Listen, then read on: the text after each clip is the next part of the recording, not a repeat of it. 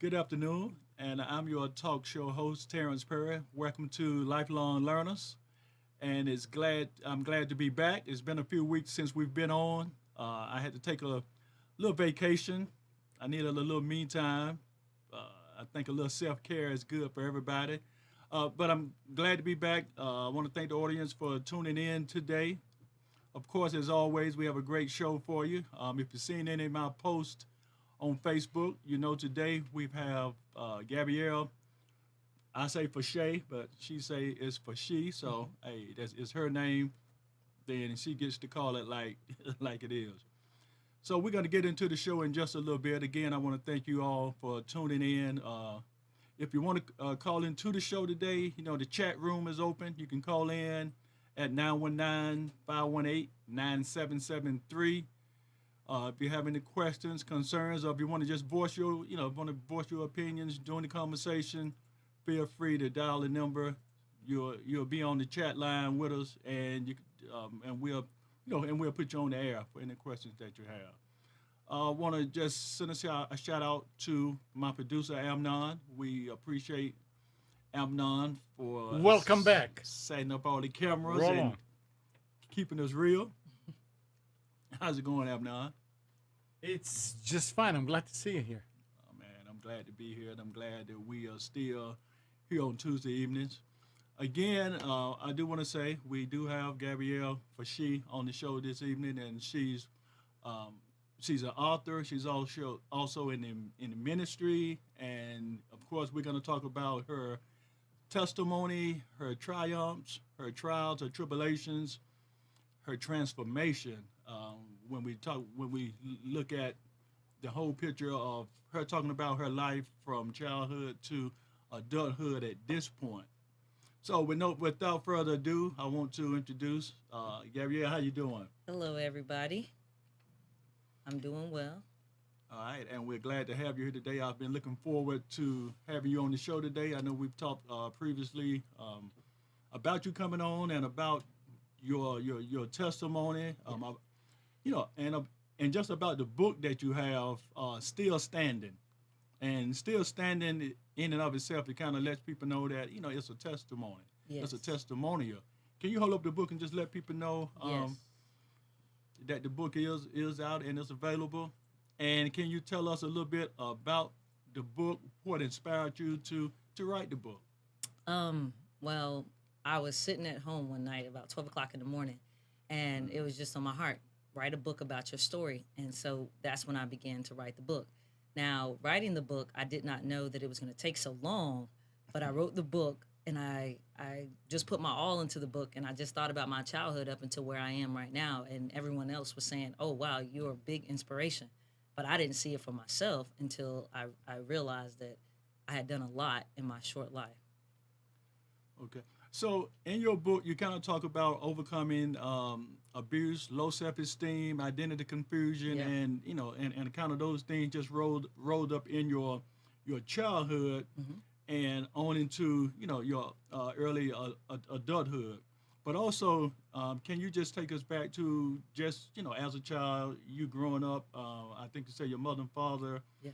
had you had older brothers, and your mother wanted a baby girl. You actually had an older sister Yeah. that passed. Can you tell us a little bit about just that childhood and the transition that you went through during that Um, time? yes.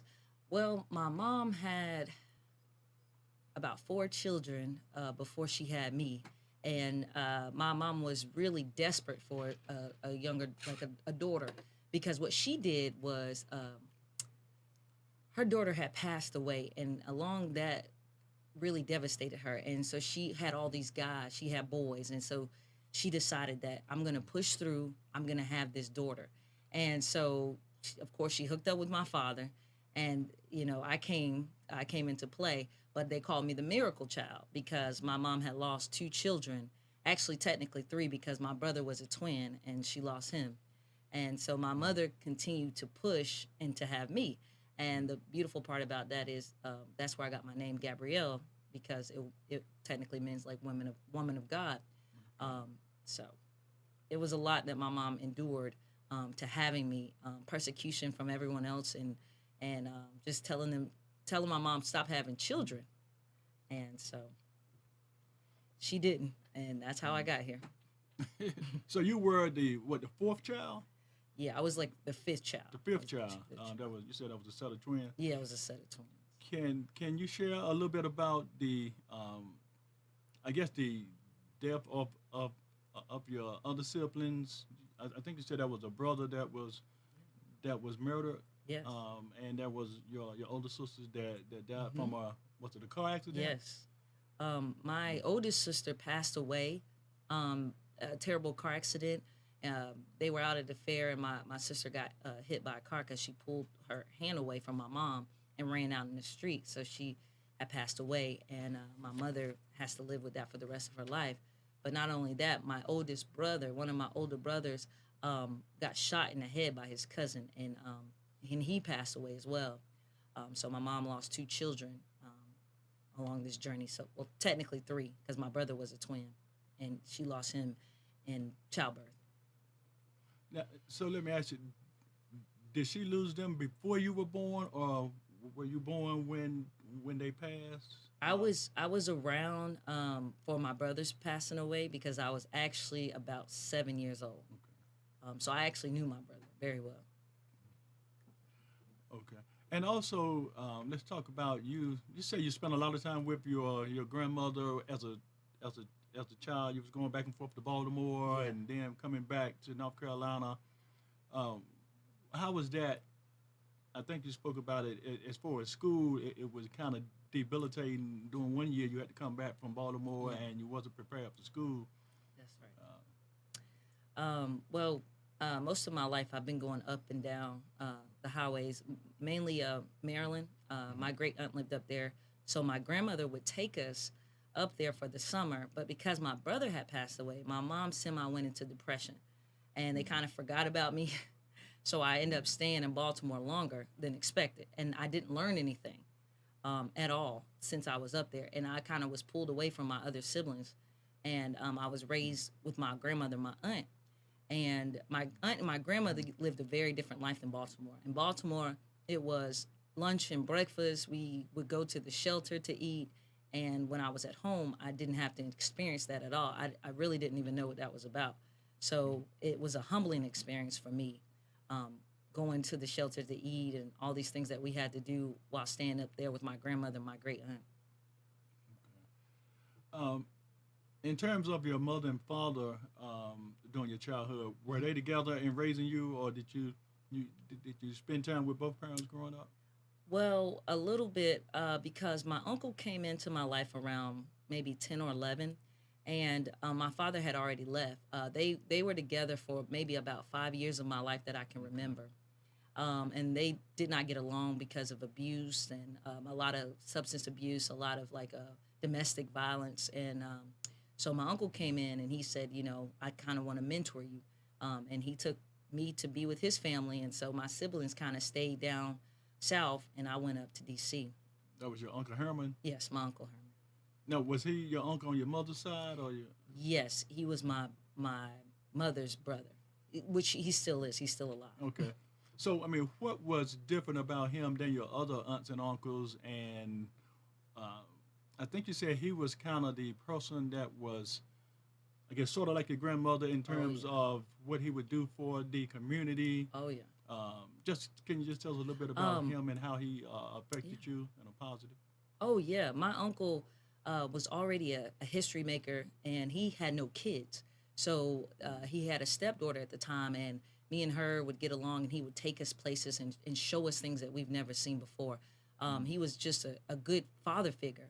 He made sure we read. He made sure we did things that other children weren't doing. He didn't let us do TV time. We had to have water.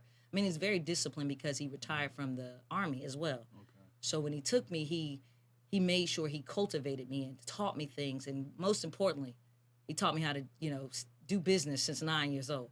So, folding things, keeping things organized, and, just working. And I learned to have a work ethic and work hard for what you want. As far as the community, I saw how he would give things away to the children in need, or whatever he was working on. His groups would just give tons and tons of things away. And I had never seen anything like that before. Wow. So you spent school years with him, or was it doing summer visits? It was mainly like on and off because school year I would come back home and summers I would spend with him. Summers, weekends, whenever my uncle requested, I would go and Okay. stay with my uncle and his wife and his stepdaughter. So anytime. And just to backpedal a little bit, I heard you mention a little bit about there was abuse Mhm. and domestic violence, but also I think in your book that I also read that there was some sexual abuse Yeah. during your childhood, Oh, yeah. verbal abuse. There was some neglect that you had to endure as a basically a small child. Yeah. As a child, I experienced some things within uh, my community that I would say I wouldn't wish bad on anyone. I wouldn't wish that on any child, but I experienced molestation and some times where it wasn't a safe space for me to be at and be the only girl. And through that, I was acting out in school and I was trying to tell my mother, but I waited all the way up until maybe high school to tell my mom, listen, I'm having issues because I have been molested. I'm mentally destroyed. I've been to therapy. You've taken me to these things, but I can't express who did this and why they did this, and I don't even know why they did half the things they did to me, but I just know that I had to forgive them and to move on with my life because that's just what I had to do. Experience something at such a young age, you really don't understand it, and Right. when you become older, you start to say, "Well, was it my fault? Did I do this?" And you've played a guilt role, thinking I did these things to myself, but then you realize that you have people or people in your community who are not mentally stable or they're mentally ill. Right.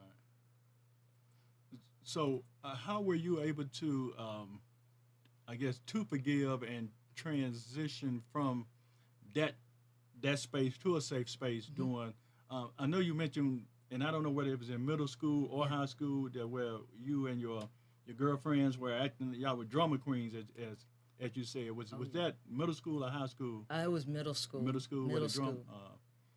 Yeah. y'all were just acting out were you kicked out of class or just doing stuff to be seen and heard Yeah, there was times we got kicked out of class. There were times when we just did just goofy things, silly things, but it was all to cover up all the things that was going on in my personal life. So I felt that it was necessary for us to crack jokes or make fun of the teacher or do whatever it is that we were going to do because I was trying to hide behind my own wounds and my own scabs that I had to deal with. so part of the way of hiding that pain was through uh, joking and picking at teachers Yeah, and just being a students. character. Yeah. Uh, uh, but then you got involved in basketball, Yes. and also as you mentioned when as you got involved in basketball, you I think it was during the time when the movie came out, Loving Basketball, Yeah. and you got into a relationship during that same time. I Can did. you tell us a little bit about how the movie impacted you and how the relationship that you was in impacted you during that time, on up to I think you said sometime in 2014. Yeah. Uh, can you share that with us? Well, I would say I met my first love in middle school because of the movie Love and Basketball, and we would watch it over and over again. I mean, we watched it maybe over 100 times, and we Wow. felt like we were the characters of the movie. So I was the girl, and he was the boy, and we were gonna go off to college, but we were still in middle school, and we just had big dreams. We would play basketball all day and all night, and then all of a sudden, of course he switched schools. We switched schools when we went on to high school, and we lost contact with each other. And he became like a bad boy. And unfortunately, around 2014, he died tragically in a run. He was running from the police, and the police had shot him down and killed him. So that was, and he had just did 8 years in prison right before he had passed away. So he was only out for about two to 3 years. And yeah, he passed away. So we never rekindled our love and basketball days and our love and basketball moments after that. I mean, after he had got locked up in high school. So Did you all get a chance? I mean, did you get a chance to see him after after high school, after he got out of prison? I did get to see him. He actually was talking to me a few times, and he was just telling me things that I was still good in basketball. We used to play on each other's team still, and he would just tell me, work on this shot or do this or do that. He always thought he was better than I was in basketball, but we know that I was better. He could just dunk. That was the only difference. He could just dunk. Yeah.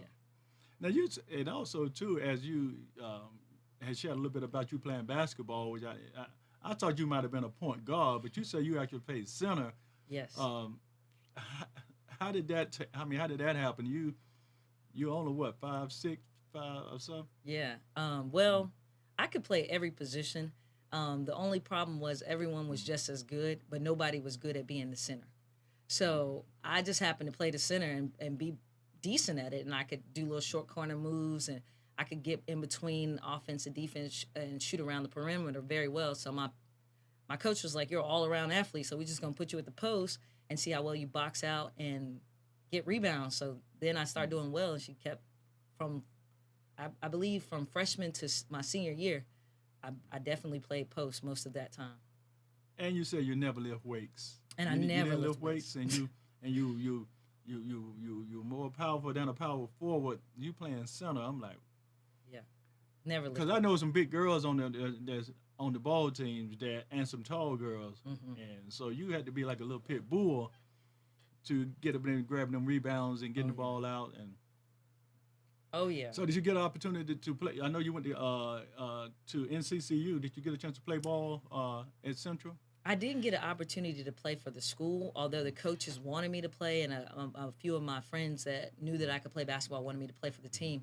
My uncle told me I needed to invest more of my time in school than on the court, so I didn't really get a choice. I had to definitely play. I had to play intramural basketball, so that was really fun because we played a lot of other teams, within the community and stuff. Right. So I didn't get to play for the school, which I wish I would. Well, and I know you said you play AAU ball. How much traveling did you all? You say, was that when you went down to Florida? Yes. I did basketball. I did AAU basketball from middle school up into high school, and we traveled a lot. To a point where my AAU team was like my siblings because we were so connected and we spent so much time together. But we were all from different counties in North Carolina. We played, we practiced, and then eventually we played against each other when we got back to school. Okay, So right. we played with each other and then we played against each other. So did you get a chance to play guard and forward, or you always had to play center? Or No, absolutely not. My coach wasn't having me play post in AAU. I played a lot of shooting guards because I'm actually a shooter, and I could shoot all day long. And meaning so you're a big time scorer? yes, I could shoot threes all day long. So What's the highest you scored in a game? probably about at least 20 something points. I mean, I think one of my AAU tournaments I had scored so many threes that my coach just took us out. Like he took me out. He was like, it's just too much. Any triple doubles? I'm pretty sure, definitely.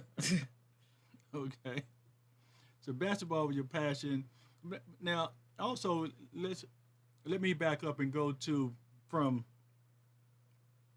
I'm gonna say I guess middle school, high school.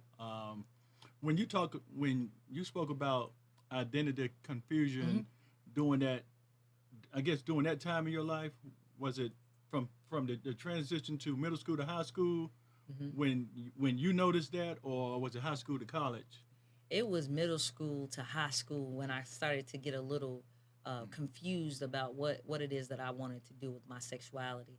And then I realized that, of course I was raised in the church, so it was frowned upon and things like that. So I was really confused as to how would my parents take this, and I think I'm curious, and how would my father and my mother and my uncle, really my uncle, because Your Uncle Herman? yeah, my Uncle Herman definitely is not having it. So, I struggled a lot, and I couldn't talk to anybody because of the judgment of the church. So, it was really hard for me to reach out to anybody to discuss what I was going through and why I felt that way or what it is that I was struggling with, because I had nobody there for me.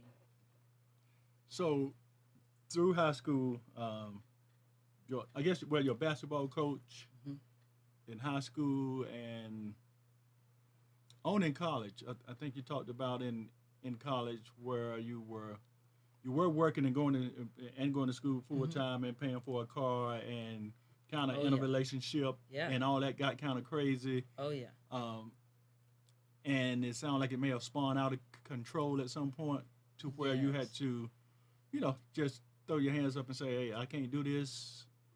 God, come into my life Yeah. and take this pain away." Was that during the college years or That some? was definitely during the college years. Actually, that was my junior leading into my senior year. It was the hardest year of my life.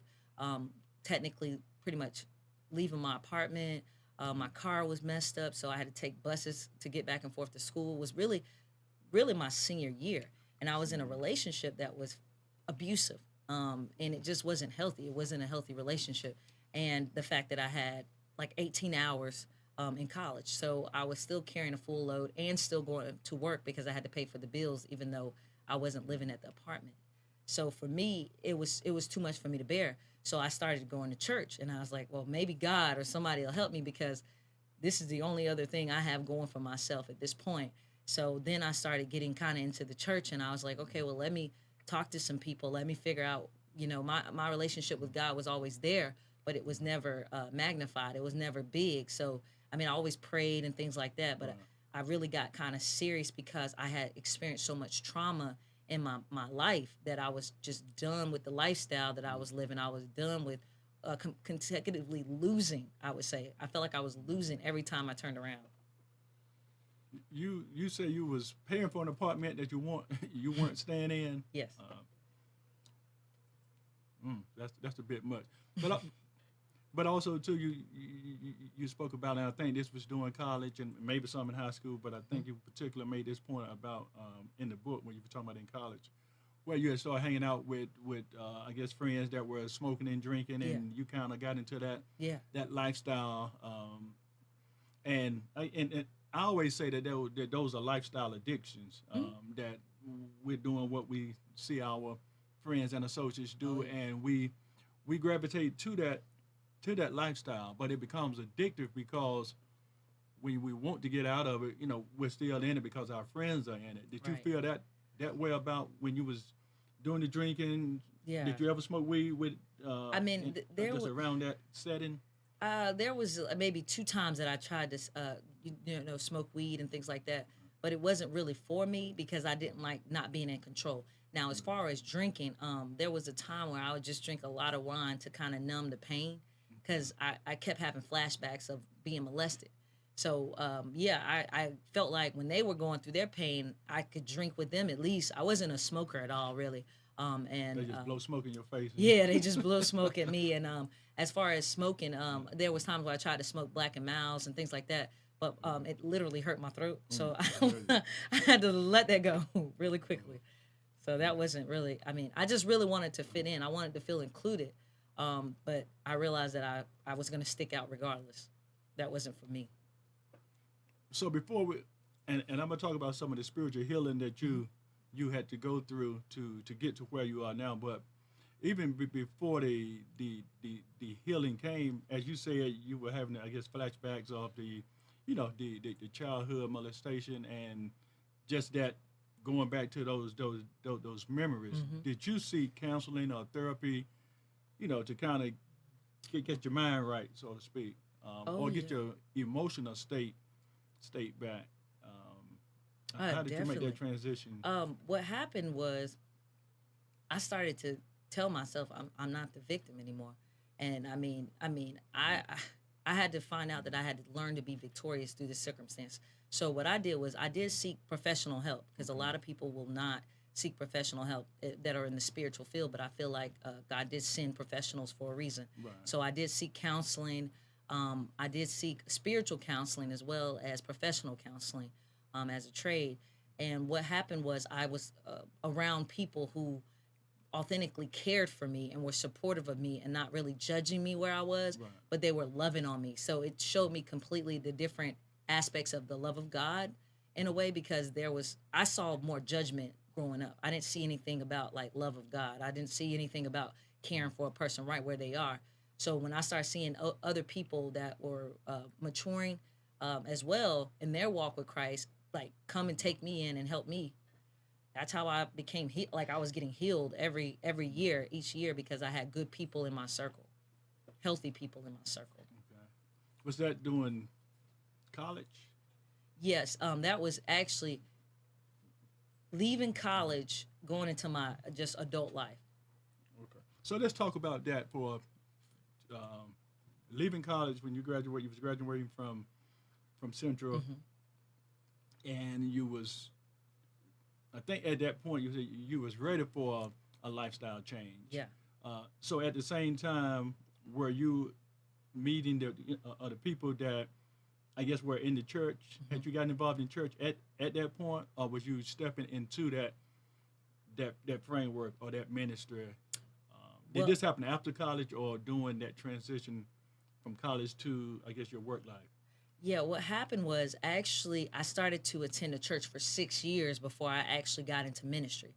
But for those 6 years, I had good people around me and loving people at the church that, like I said, was helping me with things and just teaching me things that I never knew about. Because, of course, my uncle was there for me most of my life, but there were things that a woman should learn from another woman that I think that is necessary. So I had to get some mentors that were in that church for about 6 years before I actually even stepped into thinking about doing ministry at all. Um, it was really my pastor that was telling me that you pretty much have a call in your life. You need to go to seminary. So that's what led me from out of college into the church onto seminary. Was it a female pastor or that inspired you to, or that said that you had a calling on your life? Yes, she was a female. Lavisha Williams was a great pastor. She definitely was one of my mentors, as well as she was the pastor of the church that I was attending at that time. And then you moved on to a larger church or another church family? Yes, I actually moved on to my family's church, which is a little smaller, a smaller church, and they had moved me up to a position of the youth minister there. Okay.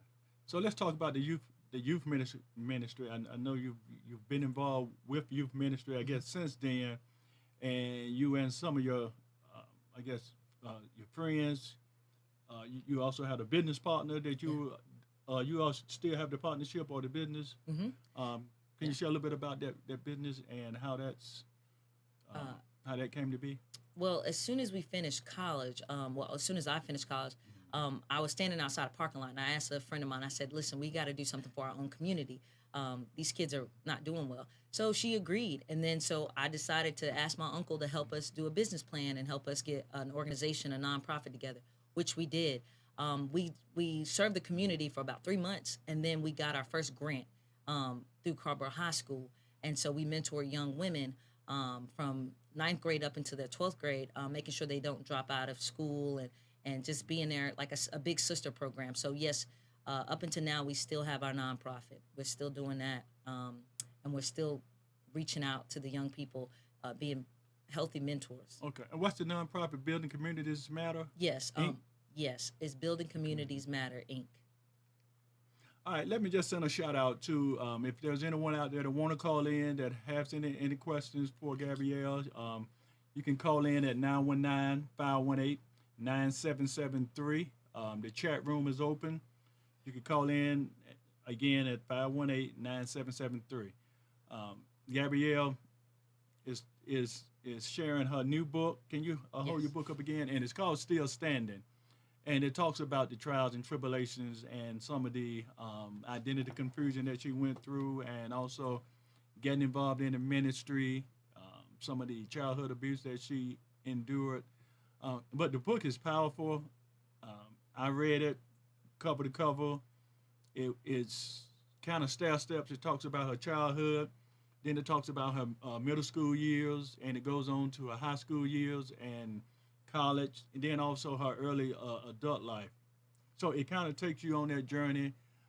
It's pretty cut and dry. It's pretty clear that she's expressing and showing her journey, and it was not all necessary. It was not all good, but it was not all bad either. It was showing again the trials and the tribulation, but also it was inspiring to me because it was showing that she never gave up.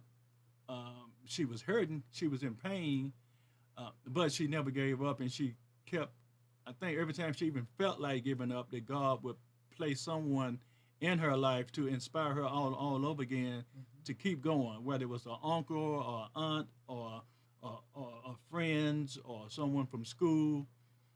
She got involved in basketball, which was a big help to keep her focused and motivated on other things besides home life. And again, just to tell us a little bit more about the book in terms of your adult life. You got involved in the nonprofit organization. You Yes. got involved in the youth ministry, Yes. and you're still now you're a minister now. Yes, I'm still a youth minister at Neville's New Birth Christian Ministries in Chapel Hill, as well as I just launched our women's ministry there. So I'm still pushing and pushing to really help the community, to really help them, the hurting people that just doing what I can do, what I'm called to do. But most of what I did was I went from building communities matter, my nonprofit, to building things in the church, to kind of going out and doing my own thing, because I know that there's a need for women who will speak up and tell their story, because their story is necessary, and it's life changing for somebody who's been there, who just felt like giving up or not even attempting to think that they can accomplish things, because one, they might not have the education, they might not have the support system, or they might not even have the faith.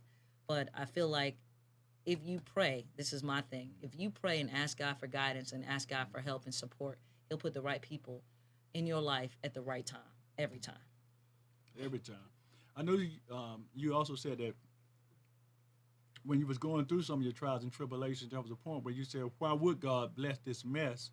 But then you also said, "Well, I guess I would say, why wouldn't God bless this mess?" And but it was, I think, for you, it was a revelation that it might have been time to change your life, change your lifestyle a little bit. Yeah. Right around the time when I realized that my lifestyle was consuming my life, I said, listen, something got to give, because I'm all entangled in this, and I'm supposed to be going to school. I'm supposed to be doing these things. And it just took over my life. And I realized that this can't be right. So that's why I said this He's not going to bless this mess. So until I got out of the circumstances, until I got out of this mess, I wanted to see God work. Like everyone said, He was doing all this work. I wanted to see Him actually do the work in my life. So I wanted to be the first partaker of this thing. So I had to clean up my life. I had to clean up some things, because it wasn't acceptable in the eyesight of God. And so let's talk about you also had a mindset shift to where you realized that you were more than the clothes that you wore, more than the car that you drove, and more than the money you were making. But at some point, you was consumed with the cars, the money, and but your mind shifted to those things are material things, and those things come and go. You're bigger than that. You're more than that. God has more for you to do. There's more of like I said, there's a calling on your life. And so, was that? Well, you're only around 30 now. So you could have been 20, Yeah, that was in my 25 or so. Well, I grew up with my uncle. He was well off, so I went from my parents, who were not well off at all, and we lived in a like what we would call the projects, or a low income family. So I lived that way when I came home, even though I didn't have a want or a need. But my uncle lived a very lavish life, So that was a part that I was trying to keep up with, because I felt like that meant success. That meant that I didn't fail. That meant I was doing all these things. But to see my life kind of go up in flames, I was like, this stuff doesn't even matter. Like it's tangible. You have all these nice things, but honestly, they have you at this point, and they had me, because I didn't want to let the car go, but the car crashed. I didn't want to let the apartment go, but the apartment had to go anyway. So I was just in a mess, because I was trying to, be that perfect child that my uncle never had, in a way too. I really wanted to make him happy. I wanted to make him proud because of all the investment. Like, he paid for the AAU, he paid for the college stuff, he paid for the laptop. So I really wanted him to be proud of me. And it took for me to fail in order for me to really be successful, as far as, finishing school and realizing that there's no money can't compare to success, meaning the stuff that you achieve, meaning now you have your sanity, you have peace, you have your mind, you have, God, you have something way bigger than the world can really understand at this point. So when you fail forward. You didn't. Yeah. In actuality, that falling was a fall forward because you did realize that that things that your uncle had made an investment in you, Yes. but you was insightful enough to know that he didn't have to do that. That was a choice that he made, and he chose to do that. But you also recognized that he didn't have to. So that made you mindful of if he's going to invest in you, then certainly you want to live up to that investment, or even so. I guess when you had the mindset shift, you was able to look at investing in yourself as well. Oh yeah. Even in your 20s, and a lot of people don't get that in their 20s to start investing in themselves. Um, Most time that won't happen until somewhere in the 30s or 40s, or even it could even be later in life. But I think to see that in your 20s, that not only if someone else invested in you, but it's time for you to invest in yourself. Oh And yeah. you did. You learned that lesson early. You've since then got involved in the ministries, started uh, your own nonprofit organization. You've authored a book, Yeah. and you've also you're getting ready to author another book that's coming Yes. out this year. Can you Um, mind sharing a little bit of that with Now, us? as far as the journey of my relationship status, this book is called Future Misses. And what it does is it prepares someone who has been broken. Um, it tries to show you that you can overcome things and still get married and have a successful marriage if that's what you choose to. Now, I took Future Misses because I'm speaking those things that are not as if they were. So, if you want to be married, you have to first heal. You first have to heal yourself. Like you just can't go get married and you're still broken. So the book just kind of maps out what I did from my broken areas to say this is why I'm ready to be married at this point. This is why I'm waiting on my king. And reality also, um, what what the shortcomings was, like the distractions, the detours, the people who were saying, you're almost 30 now, you're still not married, all those things that women, past 25 start to get anxiety over. I write about it in the book. So women start getting anxiety when they get around 30 and they're not Yeah. married. Yeah, they're It not arouses. married. And sometimes they Yeah. lose their worth and they feel like they're not worthy enough to be married because they are past 25, and it's like, is someone actually looking for me after 25? So where does that belief come from? If you're over 25 or 30, what you feel like an old maid or Society. Yeah, society draws that in because it's feel like you're 25, you're supposed to be stable, you're supposed to be married. By 20, I mean, technically by 25, you're supposed to have your first child. So it's like, I mean, for you to be where I am, close to 30 and not even having a child and not married or engaged, people frown upon that. And sometimes I miss opportunities, because they said, you can't come into our church, you're not married, so they think I'm just going to do all this crazy stuff. now I'm gonna play devil's advocate for just a minute Yeah. with that and going into just talking about the marriage piece. Mhm. By me being older than you, I can say this from hindsight. You're not there yet, so but I So, feel like on an average, a person shouldn't get married before 40 years old. I don't think a person is ready for the long haul of marriage until 40 years old. And I say that because oftentimes people, I'm gonna say, haven't bumped their head enough. yeah. They are not mature enough to, what I'm saying, when you say marriage for better or for worse, most times the for better stands out, but the for worse, people ain't really about that because as soon as they Yeah. go through tough times, They're out. they out of there. Or they may stick around for a minute, but if they have to endure too long, they're still out of there. So I think by the time a person is 40 years old, they've got all the play and wishy-washiness out of their life. They have. I'm not saying not to be involved in relationships.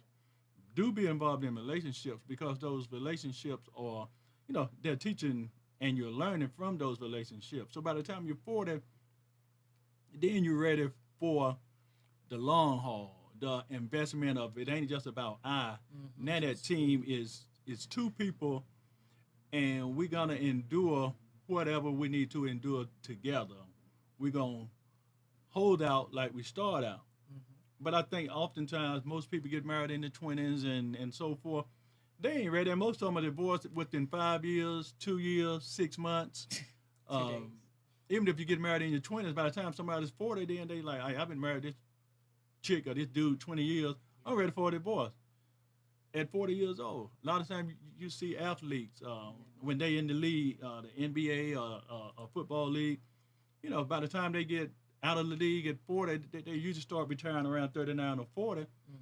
They in divorce court around the same time. That's when they should be getting married. Yeah. When they off the court, now they back at home, but they're not. They getting divorced. Now they getting that, whoever's getting that settlement money that they didn't, you know, Wasn't they didn't prepared necessarily for. work. Well, I'm saying Yeah. they didn't necessarily work for it. The guy, you went out there and played football or basketball for 20 years, you know, made millions. Now you got to get half To your, when your career is over. That's when you really want to be stacking your money up, you know, because you're getting ready to go into your second career. But half of your investment got to go to somebody that you hadn't really spent any time at home with. yeah. So I don't know, I just see 40 as a good average age, and I don't mean that for everybody, Yeah. but I'm just saying as a general rule in America, because they don't really because they're so materialistic. And I think we have to get beyond the materialism to the realism of what marriage is really all about. Right. You know, to No. death do us part.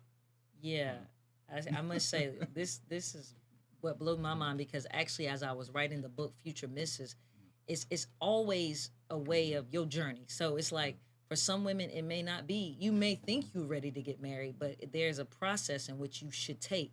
And as far as a woman getting married at 40, I mean, she won't be able to really have many children, but you know, it depends. How many does she need to have?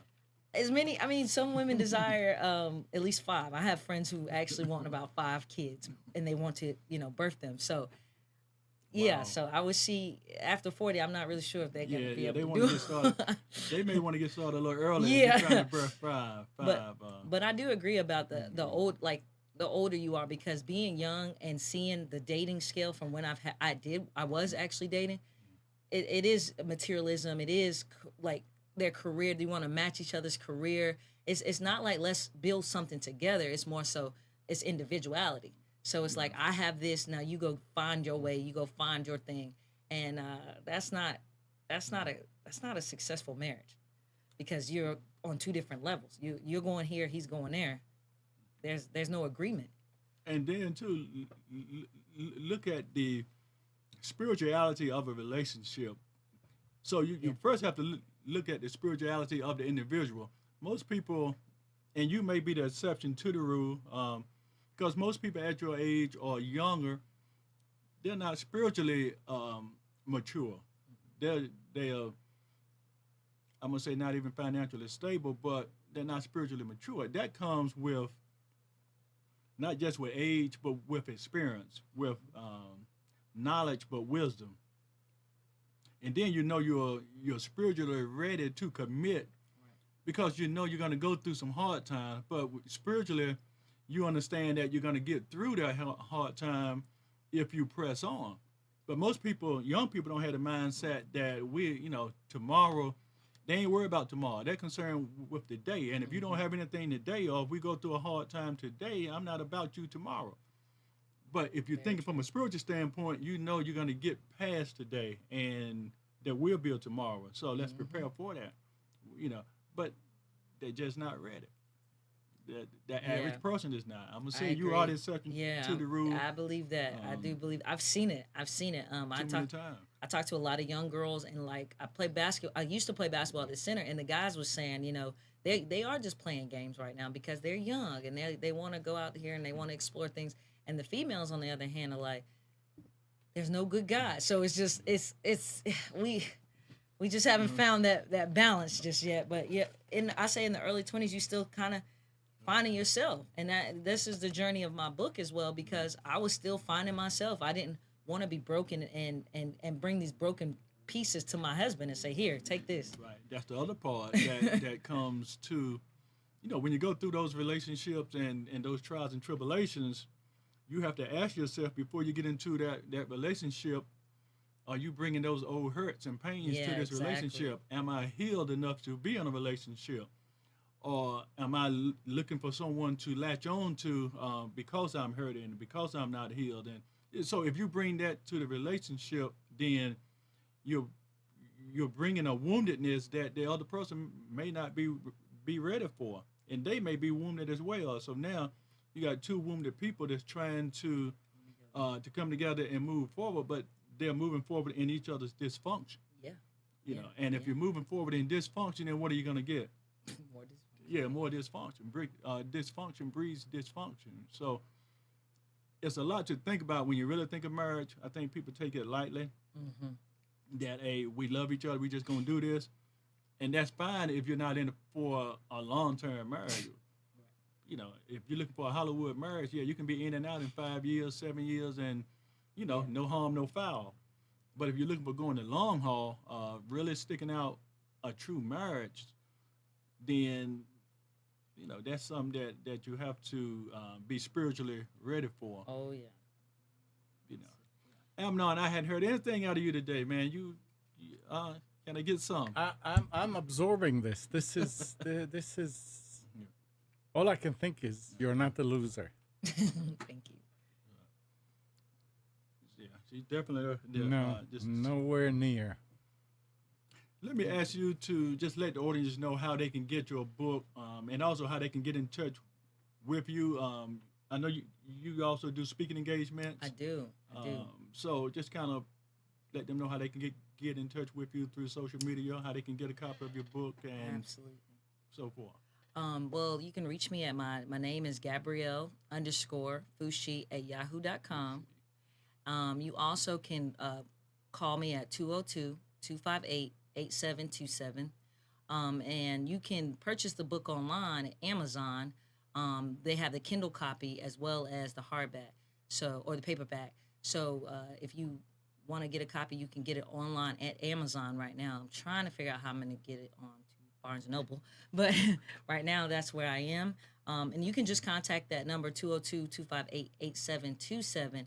And I also can I have a PayPal account that I could send that to you as well, and send the book to you. I have books and I also have T-shirts. So I have like two of those specials going at the same time. So you could get the Still Standing shirt and the Still Standing book for the same exact price that is on my website, which is the same thing, Gabrielle Foushee at wizwiz.com. Hold And the book up a second, and I've got a question. yes, Is the space between the T and the A has a purpose there? Does it mean something? I don't think so. Okay. The TNA. The stand T He's and talking about, Oh. he talking about right there. No, it didn't. That was just Okay. the way the guy All right. did it. Okay. I was just wondering. Yeah. All right, so let me ask you: do you remember the day that you gave your life to Christ? Do you remember that? This is particular terrible. day? I do remember the day. I don't remember the actual date, but I remember the day because my mother, who she doesn't often come to church, but she did come to church that day, and I was just like, I'm tired, and I talked to her about it. I said, Mom, I'm tired, and that day I walked down the aisle and I said, listen, I'm gonna give God my heart and give the pastor my hand. So that was the day that I got saved at my old church. Well, I rededicated my life because I've always been saved, but I rededicated my life, and I said this time I'm going to be serious about my walk with God. So that day was a very exciting day. It was a very tearful day. I was crying, and I just felt like this was my change. Like this was the day that I was going to say, I'm going to be different. I'm going to change my life, and I'm going to do it God's way. So that's what I wanted to do. How long ago have that been? We are now approaching, I would say, 6.5, going on 7 years. 7 years. Yeah, So okay, it's almost a full 7 year cycle. yeah. I believe in 7 year cycles that we kind of we Oh, yeah. transform and transition Change. through those 7 year cycles. Don't change again after the 7 years. Oh, no. If anything, I'm going to be having to work out more and things like that. So, what are your plans for the? I guess the rest of 2017. I know you said you got the book coming out. Yes. Your nonprofit, you all are doing. Yeah. Actually, right now, my nonprofit, we're taking our young girls on college trips. We're going to go to A&T and UNCG soon, as well as we're trying to get our young girls to go to DC. We're going to visit the Holocaust Museum, just do some very different culturally different things while we're in DC. That's what I'm going to be doing with my nonprofit over the summer. As far as my book, I have Future Misses should be out soon, and I'm actually launching Gabrielle Nicole's ministry, which will be my own ministry where I'm stepping out on faith and doing my own thing, where I'll be doing my own speaking engagements and my own booking and things like that, so I can expand my own brand and do my own thing. Wow, you're gonna be moving and motivated. Let me ask now, with the young girls, what ages are the girls that you all are working with? So they're from 13 up until 18. Okay. That's in the school system, but we work with girls. We've worked with at risk at a secondary school, which they were 18 to about 22, 23. When we work with the at risk girls, but most of the ones in our community can be from 18 to at least 30 Okay. when we're in the community, because we take our nonprofit outside of the school as well, and we go into our own community and do things in our own community.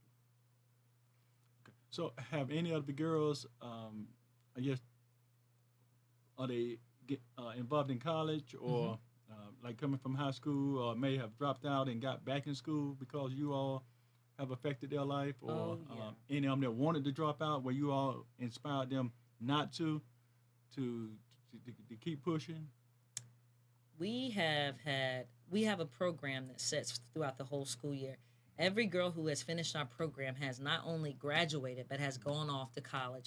Last year, every last one of our young girls that were in our program graduated and went off to college and are still in college. As far as we have one girl out of the since we've been doing this 2011, we have one girl who decided not to graduate because we did everything possible that we could to get her to. But other than that, every last one that has finished a program has graduated from high school and gone on to either a trade or has gone on to college, because we are very big on higher education and higher learning and pushing yourself.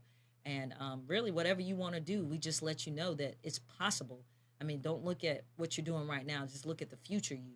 And that's what we prepare. We prepare the young people for the future them. All right. So, again, I want to thank you for coming on the show today.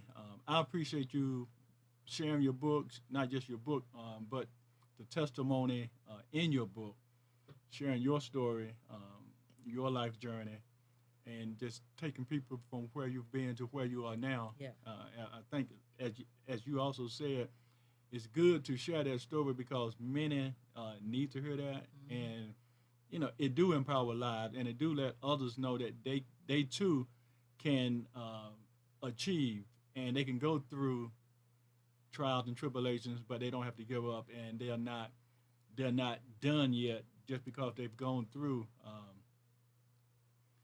That doesn't make you extraordinary, because if I say that, then that lets them off the hook from not wanting, from thinking, well, I'm just an ordinary person. So no, you're not extraordinary. You're ordinary, but you've done extraordinary things with your life because right.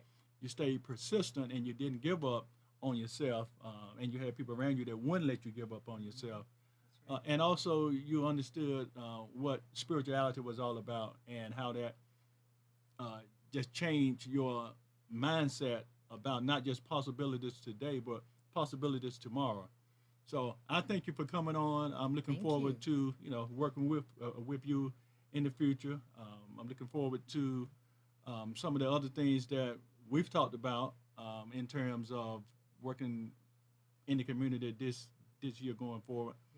So again, when you have your next book out, I definitely want you to bring it and share it with us. Let us know. The book is called Finding Future Misses. The Future Misses. So I want to see how that. But by the time you get that book done and where you are in your life at that point in time, Married. I'm gonna see if you found your Boaz at that point, Yeah. and we'll see how that unfolds.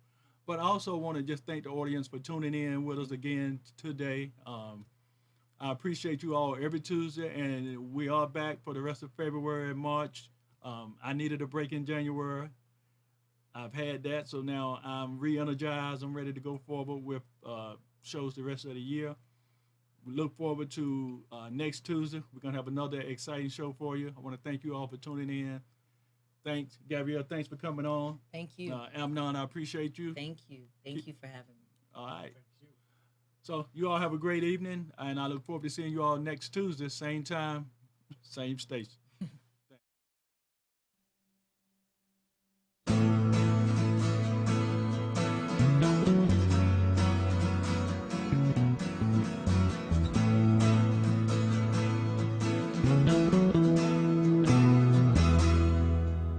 You're tuned to the Nissan Communications Network. If you tuned in too late, you can always watch each program in its entirety or download an MP3 audio file of it in the archives section on nissancommunications.com. Don't forget to subscribe to our YouTube channel, follow us on Twitter, and like us on Facebook. Sponsored by Atomos.com, makers of quality video recorders and converters, CarolinaApparel.com, and DeltaForce.net.